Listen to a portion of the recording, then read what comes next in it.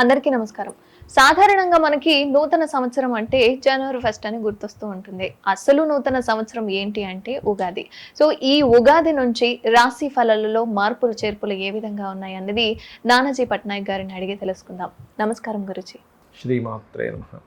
గురుజీ, మిథున రాశి వారి యొక్క జీవితంలో ఇప్పుడు రాబోయే రాశి ఫలాలు ఏ విధంగా ఉన్నాయి అంటే వ్యయం కానీ, ఆదాయం కానీ, రాజపూజం కానీ, అవమానం కానీ ఏ విధంగా ఉండబోతుంది గురుజీ? మిథునం వారికి సమానంగా ఉందమ్మా. అంటే వీళ్ళు సంపాదించేది ఒక 5 లక్షలు అనుకుంటే సంవత్సరం మొత్తం, అదే 5 లక్షలు ఖర్చు ఉంది. అంటే ఈక్వల్గా ఉంది. కానీ ఈక్వల్గా ఉంటే ఎలాగా కుదరదుగా, సేవింగ్ చేసుకోవాలి ఎంతో కొంత. అంటే ఆదాయం పెరగాలి. మిథునం వారికి ఆదాయం పెరగాలి అంటే ఇక్కడ గ్రహాలు ఎలా చూపిస్తున్నాయి, ఏ రూపంలో ఆదాయం చూపిస్తున్నాయి అంటే సాఫ్ట్వేర్ రిలేటెడ్ మూలంగా అండ్ ఏదైనా టీచింగ్స్ రిలేటెడ్ మూలంగా, ఎందుకంటే లాభంలో ఉన్నాడు గురువు, దాని తర్వాత వ్యయంలోకి వస్తాడు, చూపిస్తున్నాయి. కాబట్టి వీళ్ళకి ఆదాయం పెరగాలి అంటే చంద్రుడికి సంబంధించిన చంద్రమౌళి అష్టకం, లేకపోతే సంపత్కరి సమారూఢ సింధుర వ్రజ సేవితాయ నమః మంత్రము, దుర్గాదేవి మంత్రము చేసుకోవడం ద్వారా కూడా ఆదాయం పెరుగుతుంది. వ్యయం తగ్గాలి అంటే కొంచెం వ్యయం తగ్గితేనే కదా ఆదాయం బ్యాలెన్స్ అవుతుంది. సో శనగలు దానంగా ఇవ్వడం లేదా బొబ్బర్లు దానంగా ఇవ్వడం కూడా వీళ్ళకి వ్యయం అనేటువంటి తగ్గుతుంది. రైట్. ఇక వీరికి అవమానము, రాజ్యపూజ్యం, అవమానం తీసుకుంటే రాజ్యపూజ్యం 3 ఉంది, అవమానం 6 ఉంది. అంటే ఏంటి, మెచ్చుకునే వాళ్ళ సంఖ్య 3 ఉంటే కించపరిచే వాళ్ళ సంఖ్య 6గా ఉంది. చాలా మంది పంచాంగం నుంచి సై బాబాయ్ భయపడతారు. ఏం భయపడక్కర్లేదు, దీన్ని మార్చుకోవచ్చు, పెద్ద విషయం కాదు ఇది. మిమ్మల్ని ఉదాహరణకి ఇబ్బంది పెట్టే వాళ్ళ సంఖ్య 6 ఉంది, మెచ్చుకునే వాళ్ళ సంఖ్య 3 ఉంది అనుకున్నాం. ఇది పెంచుకోవాలి మెచ్చుకునే వాళ్ళ సంఖ్య. అంటే ఏం చేయాలి అంటే దుర్గా ఆరాధన కనుక చేస్తే మెచ్చుకునే వాళ్ళ సంఖ్య పెరుగుతుంది. దుర్గా అండ్ విష్ణు ఆరాధన. ఇబ్బంది పెట్టే వాళ్ళ సంఖ్య తగ్గించుకోవాలి అంటే కాలభైరవ అష్టకం చదువుకోవడము, లేదా శని భగవానుడి దగ్గర దీపారాధన, రవి దగ్గర దీపారాధన చేసుకున్నట్లయితే ఇబ్బంది పెట్టే వాళ్ళ సంఖ్య తగ్గుతుంది. ఓకే. అయితే ఇక్కడ వీటితో పాటు మనం జనరల్గా చూసేటువంటి విషయాలు కనుక చూసుకున్నట్లయితే ఈ యొక్క రాశి వారికి విదేశాలకు వెళ్ళి ఉద్యోగం చేయడానికి అనుకూలిస్తుంది గ్రహస్థితి. మరి జాగ్రత్త ఏమిటి అంటే ఇక్కడ ఏదైనా 4వ స్థానంలో కేతు ఉన్నందుకు ప్రాపర్టీస్ కొనుగోలు చేసేటప్పుడు కాస్త చూసి కొనుగోలు చేయాలి. కాకపోతే గురువు 12లోకి వచ్చి మే నుంచి చూస్తున్నాడు అనుకోండి 4,000. కానీ ఏదైనా ఒక కోర్సెస్ తీసుకునే విషయం కావచ్చు, తల్లిగారి ఆరోగ్య విషయంలో కావచ్చు, లేకపోతే ఏదైనా ల్యాండ్ కానీ, గృహం కానీ, వాహనం కానీ తీసుకునేటప్పుడు కావచ్చు, అనవసరంగా కొన్ని సందర్భాల వల్ల చూడండి, మీరు ఆ పని చేయకపోయినా మీరే అనవసరంగా అక్కడ మాట్లాడేది అవతల దాన్ని చెడగొట్టారని అవుతూ ఉంటారు. ఎందుకు, 4వ స్థానంలో కేతు ఉన్నందుకు, చిత్రగ్రహం అంటారు. కాబట్టి ఈ యొక్క విషయాల్లో చాలా జాగ్రత్తగా ఉండాలి, గుర్తుపెట్టుకోండి. అలాగే సంతానం కోసం ప్రయత్నం చేసేటువంటి వారికి మే లోపల చాలా బాగుంది.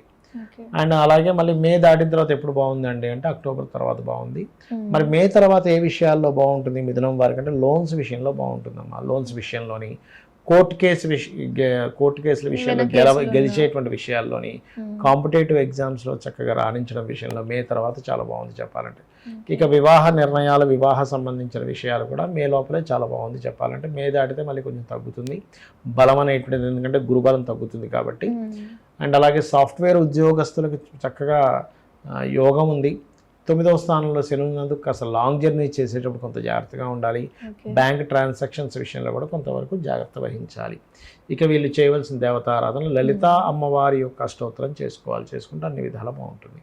గురుజీ, క్రోధినామ సంవత్సరం అని అంటూ ఉంటారు కదా, అంటే రాశి ఫలాల్లో కాకుండా ఆధ్యాత్మికంగా కావచ్చు, సాంస్కృతికంగా కావచ్చు, క్రీడలలో కావచ్చు, బయట ఏ విధంగా ఉంటుంది గురుజీ అసలు? ఒకటేనమ్మా, ఈ క్రోధినామ సంవత్సరానికి ఎవరు రాజు అంటే కుజుడు రాజు అయ్యాడు ఈసారి. ఈ సంవత్సరం రాకముందే మనం ఆల్రెడీ జనవరిలోనే ప్రిడిక్షన్ చేసాం. ఏంటి అంటే జనవరి, ఫిబ్రవరి ఆ మాసం నుంచి కొన్ని పేలుళ్ళు కావచ్చు, లేకపోతే అగ్ని సంబంధించినవి కావచ్చు. ఎందుకంటే కుజుడు, శని, రవి కలుస్తున్నారు. రవితో శని కలిసిన, కుజుడు కలుస్తున్నా, మీకు ఎందుకు ఈ మార్చి మాసం నుంచి, ఫిబ్రవరి మార్చి మాసం నుంచి పెరుగుతూ ఉంటాయి. ఎందుకంటే మీరు ఈ కుజశని కలయిక ఎలాంటిదంటే అమ్మా, హీరోసీమా నాగసాకి జపాన్ మీద వేసిన బాంబు, అప్పుడు కూడా ఏంటంటే ఈ కుజర్ శనులు కనెక్టివిటీస్ ఉంటాయి. ఆ టైంలో కూడా మీరు ఏదైనా యుద్ధ సమయాల్లో కానీ మనకి చూడండి ఏదైనా ప్రమాదాలు రావడం, అంటే బాంబు పేర్లు కావచ్చు, లేకపోతే ఈ రాజకీయంగా అనేకమైనటువంటి గొడవలు కావచ్చు, సడన్గా అసలు ఊహించనంత మార్పులు తీసుకురావడం కావచ్చు, అల్లర్లు కావచ్చు పెరుగుతుంటాయి. కాబట్టి కొంచెం జాగ్రత్తగా ఉండాలి. అంటే ఏంటంటే రాజులకి యుద్ధం చేయాలనే ఆకాంక్ష పెరగడం ఇలాంటిది ఇస్తుంది క్రోధినామ సంవత్సరం. ఎందుకు రాజు ఏమో కుజుడయ్యాడు. అయితే మరి ఇది రాకముందే ఎందుకు వస్తుంది ఇదంతా అంటే మనం జనవరిలో ఎందుకు చెప్పాము అంటే ఆ గ్రహాల యొక్క కలయికలు అలా ఉన్నాయి. జనవరి ఫలితాల్లో కూడా చెప్పాం మనం యాక్చువల్గా దాని ఇది ఉంటుంది అందుకని. అయితే ఇక్కడ దీనికి మరి అందరూ ఇప్పుడు చూడండి బయట యుద్ధ సంబంధించిన వాతావరణం ఇవన్నీ ఒక పక్క పెడతాయి. ఇందులో సామాన్య ప్రజలు ఇరుక్కోకుండా ఉండాలి అంటే కనుక శని కుజ గ్రహాల దగ్గర దీపారాధన చేయాలి. వారాహి అమ్మవారి అష్టోత్తరాలు చదువుకోవాలి. వీలైతే గోవులకి క్యారెట్లు బెల్లము తినిపించాలి. ఇలా కనుక చేసినట్లయితే ఖచ్చితంగా బాగుంటుంది. అది అంటే ఇప్పుడు మనకి తర్వాత స్పోర్ట్స్ కి సంబంధించి ఉన్నాయి. అవునమ్మా. సో అందులో మనకి ఎటువంటి లాభాలు వస్తాయి? స్పోర్ట్స్ రంగాలకు సంబంధించిన విషయంలో అంటే అమ్మా ఇది అది అప్పటికప్పుడు స్పోర్ట్స్ సంబంధించినటువంటిది ఎవరికి వారి జనరల్ జాతకాలు తీసుకొని చెప్పుకోవాలి. అప్పుడున్న ఏ స్పోర్ట్స్ టైంలో అసలు గ్రహస్థితి ఎట్లా ఉంది దాని పరంగా. అయితే స్పోర్ట్స్ రంగాలకు సంబంధించింది మాత్రం కొంచెం అంటే మొదటి క్రోధినామ సంవత్సరంలో కుజుడే రాజయ్యాడు కాబట్టి స్పోర్ట్స్ రంగాల్లో కుజుడు స్పోర్ట్స్ కారకుడు. ఆ రంగాలు బాగుంటాయని చెప్పుకోవాలి. స్పోర్ట్స్ రంగాలు కానీ టెక్నికల్ రిలేటెడ్ సంబంధించిన విషయాలు కానీ ఇవన్నీ కూడా చాలా బాగుంటాయి చెప్పాలంటే. మిషనరీస్ పెద్ద పెద్ద మిషనరీస్ ఫ్యాక్టరీస్ ఎస్టాబ్లిష్మెంట్ అవ్వడము వీటికి క్రోధినామ సంవత్సరం చాలా బాగుంటుంది చెప్పాలంటే.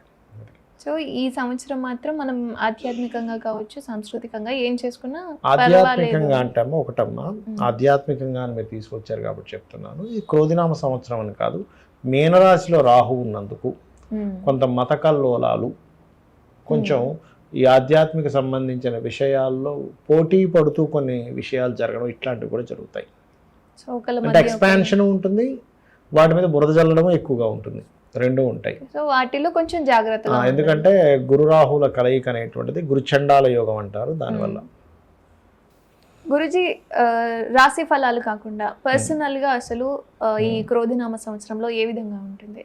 పర్సనల్గా అంటే అమ్మా ఇందాక నేను మీకు ఒక్కొక్క రాశి గురించి చెప్పాను కదా, అలా కాకుండా పర్సనల్ చార్ట్ అని ఉంటుంది. అంటే మీరు జన్మించినప్పుడు ఉన్నటువంటి సమయాన్ని, తేదీని, నెలని, సంవత్సరాన్ని, ప్రదేశాన్ని తీసుకొని మీరు ఏ లగ్నంలో జన్మించారు, మీరు పుట్టిన లగ్నాన్ని బట్టి మీ యొక్క ఎదుగుదల ఎలా ఉంది అంటే ఇది పర్సనల్ కంప్లీట్గా. ఇప్పుడు మేషరాశి వారు అందరికీ జనరల్గా జరిగే కొన్ని ఉంటాయి. మీ పర్సనల్ చార్ట్ మీకు యూనిక్గా ఉంటుంది. ఎందుకంటే ఒక మనిషి ఉన్నట్టుగా వేరే వాళ్ళు ఎవరు కూడా అలా ఉండరు చూడడానికి.